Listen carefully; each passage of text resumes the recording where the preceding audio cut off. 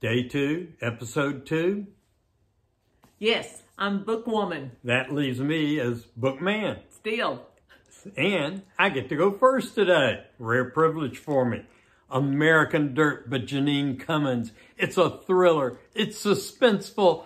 It will rivet your attention. All about savagery, narcotics, escape, and terror in Mexico primarily.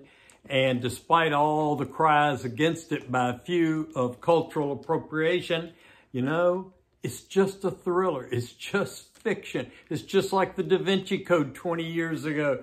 Don't get wrapped up in the inner moral tangles. It's just a fun story, or well, really a scary story. Read it right now. Love that book. I have to agree with you on that. I got to see one of her author appearances. Probably the only one she got to do. She was fabulous. Thank you, Ann Patchett. I miss basketball. I have to be honest. Great escapism in March. And Strong Inside is the story of a fabulous basketball player. But it's so much more than that. It's a picture of a time and place of Nashville, Tennessee, and the first African-American to play basketball in the Southeastern Conference. There's a young adult version of this. It is heartbreaking. Andrew Marinus has written a story that I can't forget. So if you have children at home, this is a great book to be teaching them. It is a great book. But mine Jerry Wallace was just a hero. Yes, he was.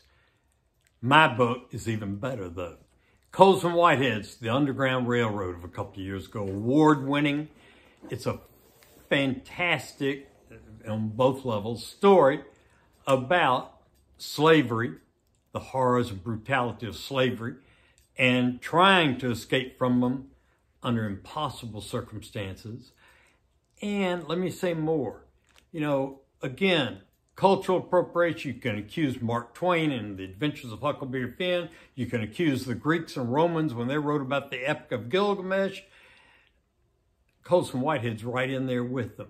I think he's of Mark Twain caliber. I think 50 years from now, his books are going to be the required reading in middle school, high school, and college. He's that good. My Dark Vanessa is a book that is so dark, I couldn't stop reading it. I read it in one day.